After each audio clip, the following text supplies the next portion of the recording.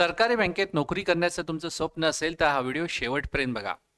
कारण state bank of India म्हणजेच SBI मध्ये तब्बल 9,000 पेक्षा मोठ्या जागांची मोठी भरती निघाली आहे. या भरतीमध्ये महाराष्ट्रासाठी एक स्पेशल महत्त्वाची बातमी आहे. ती म्हणजे महाराष्ट्रामध्ये 2400 पेक्षा जास्त जागा भरल्या जाणार आहेत आणि ही परीक्षा तुम्ही मराठीमधून देखील देऊ शकता. त्यामुळे तुमच्या कुणा मित्राचं ग्रॅज्युएशन झालं असेल किंवा ग्रॅज्युएशनच्या शेवटच्या वर्षात असेल तर त्याला हा व्हिडिओ नक्की शेअर करा. कारण या व्हिडिओमध्ये एक अशी महत्त्वाची माहिती आपल्याला मिळणार आहे ज्यामुळे तुमच्या मित्राचं तुमचं आयुष्य बदलू शकतं. आजच्या व्हिडिओमध्ये या 9,000 जागांचं पूर्ण विवरण आपण बघणार आहे. यासाठी कोण अर्ज करू शकतं, परीक्षा मराठीतून कशी काय देता येईल, त्याची निवड प्रक्रिया काय आहे, प्रिलिमचा एक्झाम पॅटर्न काय आहे, मुख्य परीक्षा म्हणजे मेन्सचा एक्झाम पॅटर्न काय आहे, एज लिमिट काय आहे, हे सगळ्या गोष्टी आपण बघणार आहोत. त्यासोबतच अशा काही मिस्टेक्स उमेदवार हा फॉर्म भरताना करतात ज्यामुळं परीक्षा होण्याआधीच ते या स्पर्धेतून बाहेर पडतात. अशा कुठल्या मिस्टेक्स अवॉइड करता येतील या देखील मी या व्हिडिओच्या शेवटी सांगणार आहे. त्यामुळे हा व्हिडिओ शेवटपर्यंत बघा. नमस्कार, मी स्वप्नील तांबेकर. SBIची जी रिक्रुटमेंट आलेली आहे ऑफिशियल नोटिफिकेशनची PDF मी तुम्हाला त्याची लिंक डिस्क्रिप्शन बॉक्समध्ये देईन. ही नोटिफिकेशन ओपन केल्यानंतर तुम्हाला पहिलं जे काय दिसणार आहे पहिल्या पेजवर तर हे दिसणार आहे. यामध्ये क्लिअरली दिसून येते की ही स्टेट बँकेची रिक्रुटमेंट आहे. ज्युनियर असोसिएट या पदासाठीची ही भरती आहे. लक्षात घ्या, ज्युनियर असोसिएट हेच क्लर्कला दिलेले नाव आहे. त्यामुळे ज्युनियर असोसिएट आणि क्लर्क या दोन्ही गोष्टी सेम आहेत. आता यातल्या सगळ्यात महत्त्वाच्या गोष्टी ज्या आहेत त्या मी पुढे हळूहळू एक्सप्लेन करणार आहे. महत्त्वाच्या तारखा काय आहेत तर याचे फॉर्म भरण्याची तारीख शेवटची डेट जी आहे ती 31 ऑगस्ट आहे. फॉर्म भरण्याची लिंक जर तुम्हाला पाहिजे असेल तर ती कमेंटमध्ये ती दिलेली आहे, डिस्क्रिप्शन बॉक्समध्ये दिलेली आहे. कृपया तिथे जाऊन तुम्ही डायरेक्टली अप्लाय करू शकता. ऑनलाईन एक्झामिनेशन याची जी होणार आहे ती प्रिलिमिनरी म्हणजे पूर्व परीक्षा ही सप्टेंबर 2026 मध्ये होणार आहे. म्हणजे जवळपास 1 ते 1.5 महिन्याचा आपल्याजवळ कालावधी आहे. त्यानंतर मेन्स जी एक्झाम आहे ती देखील ऑनलाईन होणार. ही मेन्स म्हणजेच मुख्य परीक्षा, ही मुख्य परीक्षा नोव्हेंबरमध्ये होणार आहे. त्यानंतर याच्यानंतर पूर्व, मुख्य आणि मुख्यच्या नंतर तुमची लँग्वेज प्रोफिशियन्सी टेस्ट एक होते.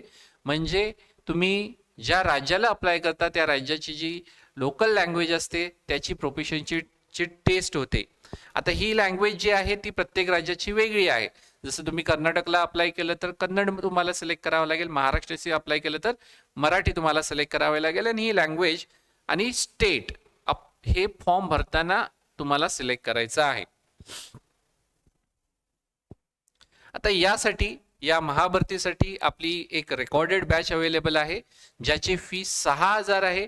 पण सध्या 15 ऑगस्टची ऑफर म्हणून तुम्हाला ते 3,000 मध्ये परचेस करता येणार आहे. परचेस करायची असेल तर हा जो आपला खाली दिलेला नंबर आहे त्यावर तुम्ही कॉन्टॅक्ट करू शकता. इथं देखील मी हा नंबर इथं मेन्शन करतो, 76 20 49 74 71, किंवा तुम्ही फ्युचर प्रोचं ॲप डाउनलोड करा. या ॲपवर तुम्हाला ही बॅच मिळून जाईल. टार्गेट SBI क्लर्क 2026 या नावाने 6,000 याची किंमत आहे, ती तुम्हाला फक्त 3,000 मध्ये मिळणार आहे. त्यामुळं ही 15 ऑगस्ट साठीचीच ऑफर आहे. लवकरात लवकर तुम्ही दिलेल्या नंबरवर संपर्क साधा. आता ह्या वॅकन्सीज ज्या आहेत ह्या टोटल 9,000 जरी असल्या तरी आपल्याला ह्या स्टेट वाईज वॅकन्सीज आहेत. म्हणजे तुम्हाला कुठल्या तरी एका स्टेटला अप्लाय करावं लागतं. महाराष्ट्रामध्ये, महाराष्ट्र किंवा मुंबई सर्कल असं याला म्हटलं जातं, यामध्ये टोटल 2400 जागा अवेलेबल आहेत. मोठी जाहिरात आहे. याच्या आधी जर तुम्ही 1-2 वर्षापूर्वी बघितलं तर फक्त 100 जागांची वॅकन्सी आली होती. आता जवळपास 2400 पेक्षा जास्त जागा आहेत.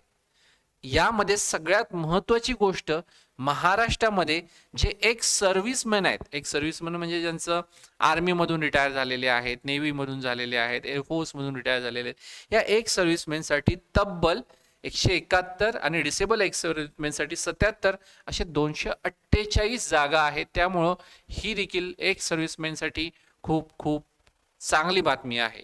कर्नाटकमध्ये तुम्ही बघाल तर कर्नाटकला 957 जागा आहेत. गोव्याला जर अप्लाय करणार असला तर 74 जागा आहेत. पण लक्षात ठेवा, जी लोकल लँग्वेज प्रोफिशियन्सी टेस्ट आहे ही होणार आहे जॉईनिंगच्या आधी. ही महाराष्ट्रासाठी मराठी असेल ऑफकोर्स, त्यानंतर कर्नाटकसाठी ही कन्नड असेल आणि गोव्यासाठी कोकणी ही भाषा या ठिकाणी आहे. महाराष्ट्राची ती मोठी रिक्रुटमेंट आहे. ऑफकोर्स महाराष्ट्रालाच तुम्ही अप्लाय करा, पण कर्नाटकमध्ये देखील ब्लेसिंग इन डिस्गाईज म्हणू शकतो आपण. 957 ही देखील एक चांगली संख्या आहे. त्यानंतर ही जी लँग्वेज प्रोफिशियन्सी टेस्ट आहे ही बघा कधी होते, तर तुमची प्रिलिम झाली, तुम्ही पास झाला, मुख्य झाली, तुम्ही मुख्य देखील पास झाला. मुख्य पास झाल्यानंतर जॉईनिंगच्या आधी तुमची होते.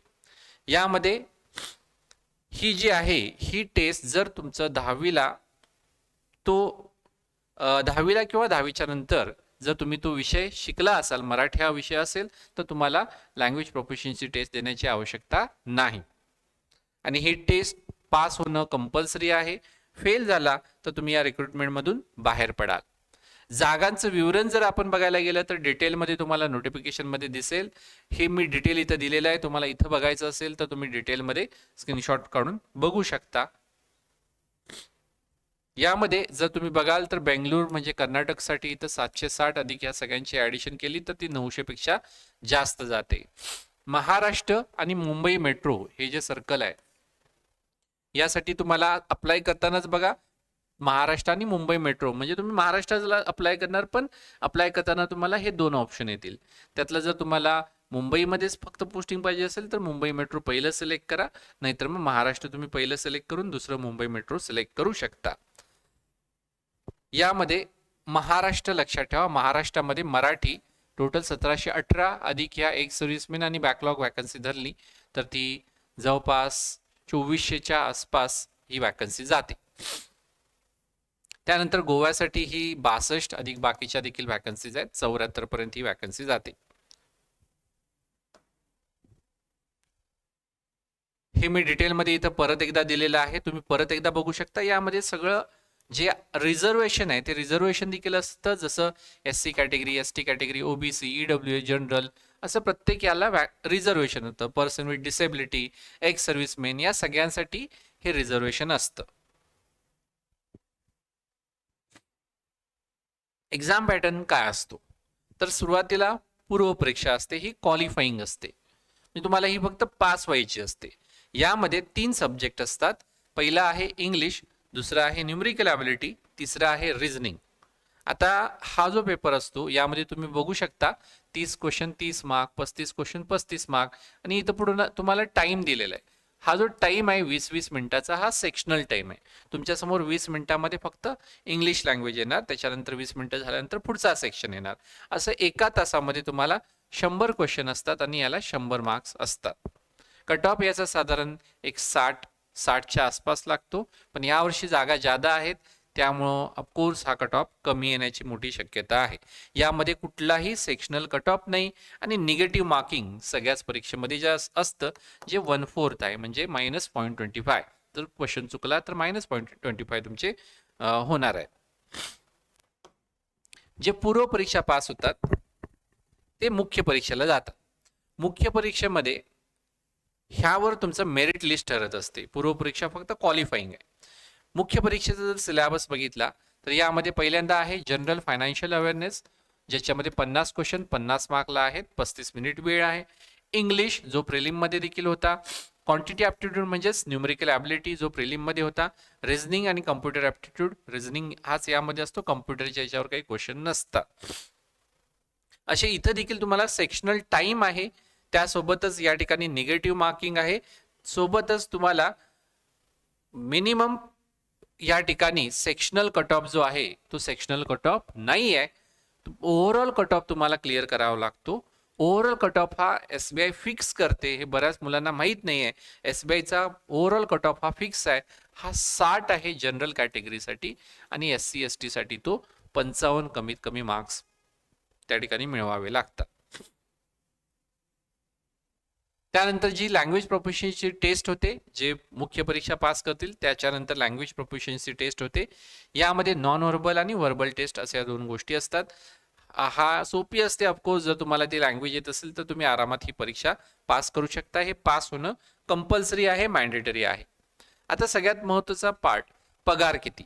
साधारण SBI क्लर्कला किंवा ज्याला ज्युनियर असोसिएट म्हणतो, हा पगार हा दरमहा 46,000 ते 50,000 इतका असतो. अधिक तुमचे बाकीचे देखील सगळे यामध्ये अलाउन्सेस भरपूर मिळतात. त्यामुळं पगार खूप अट्रॅक्टिव्ह आहे. घराजवळ पोस्टिंग मिळण्याचे चान्सेस खूप जास्त आहेत. त्यानंतर इलिजिबिलिटी काय आहे, सगळ्यात महत्त्वाचा मुद्दा, एज क्रायटेरिया. एज क्रायटेरिया हा तुम्हाला 1/4/2026 ला कॅल्क्युलेट करायचा आहे. या तारखेपर्यंत तुमचं कमीत कमी वय हे 20 आणि जास्तीत जास्त 28 असलं पाहिजे, जर तुम्ही जनरल किंवा EWS कॅटेगरीमध्ये असाल तर. जर तुम्ही OBC असाल तर 31 असलं पाहिजे. जर तुम्ही SC/ST कॅटेगरीमध्ये असाल तर 33, म्हणजे 5 वर्षाचं रिलॅक्सेशन आहे.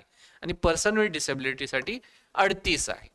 एक सर्व्हिसमेन जे आहे त्यांच्यासाठी 28 अधिक तुम्ही जितकी वर्ष सर्व्हिस केले आहेत ते यामध्ये ॲड करा, अधिक 3 वर्ष. त्याच्यानंतर जर तुम्ही विडो असाल किंवा डिवोर्स घेतलेल्या वुमन असाल आणि ज्यांचं परत लग्न झालं नाही आहे, त्यांच्यासाठी एज लिमिट ही 35 आहे.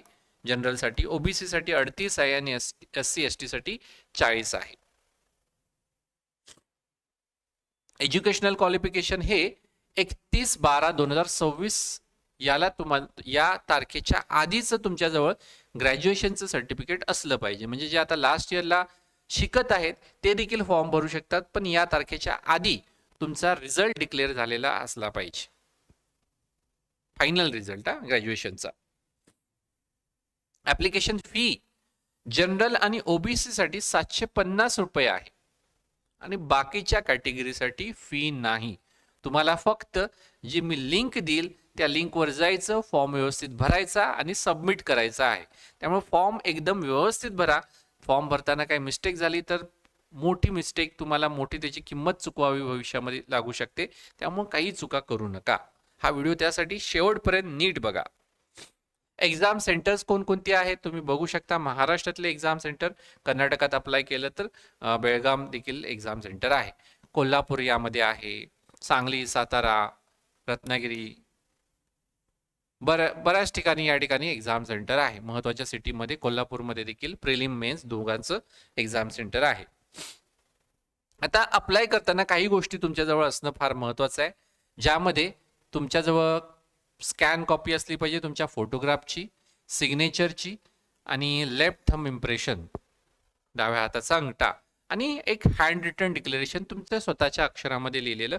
हे तुम्हाला कॉपी करायचं आहे. इथं तुम्हाला तुमचं नाव, इथं डेट ऑफ बर्थ टाकून तुम्हाला याचा देखील फोटो काढून स्कॅन करायचं, फोटो काढायचा आहे आणि दिलेल्या फॉर्मॅटमध्ये तुम्हाला या गोष्टी अपलोड कराव्या लागतील.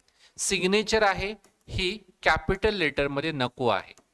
सगळ्यात महत्त्वाचं, कॅपिटल लेटरमध्ये तुम्हाला सिग्नेचर केली तर एक्झामला अलाव केलं जाणार नाही.